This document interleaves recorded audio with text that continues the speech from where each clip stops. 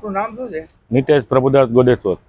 અચ્છા, આજે શું કાર્યક્રમ છે? આજે સાહેબ અમારે હનુમાન જયંતિનો તહેવાર છે એટલે અમે બપોરે છાશ વિતરણનું આયોજન કરી હતી રાહદારીઓ માટે તડકાના હિસાબે, અને બટુક ભોજન રાખી હતી, ગુંદી ગાંઠિયા ચણાનું શાક, અને રાત્રે અન્ય કોઈ પણ રાહદારી કોઈ પણ વ્યક્તિ નીકળે બધા માટે બટુક ભોજનને જમણવારની વ્યવસ્થા કરી હતી. રાત્રે જમણવાર હોય છે. દર વર્ષે તમે આ કાર્યક્રમ કરો? હા, દર વર્ષે થાય.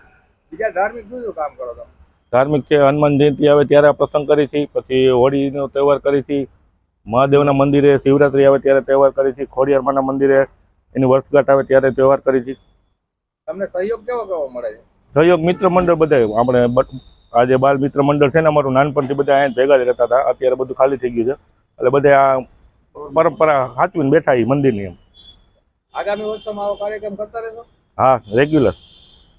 જ્યાં લગી દાદા કરાવશે ત્યાં લગી કરશું. શ્રદ્ધાની વાત છે, કરે કે ન કરે એ પછીની વસ્તુ છે, પણ આપણે એટલો ઉદ્દેશ્ય છે કે ભાઈ જે જગ્યાએ ધાર્મિક સ્થળ હોય ત્યાં આયોજન કરવું જ જોઈએ. મતલબ લોકોને તમે કહેવા માંગશો કે ધાર્મિક કાર્યક્રમો કંઈક કરવા જોઈએ? હા, કરવા જ જોઈએ, પ્રવૃત્તિ કરવી જોઈએ. કરવી જ જોઈએ. બીજું કઈ તમે કહેવા માંગો છો? નહીં, બસ તો જય શ્રી રામ.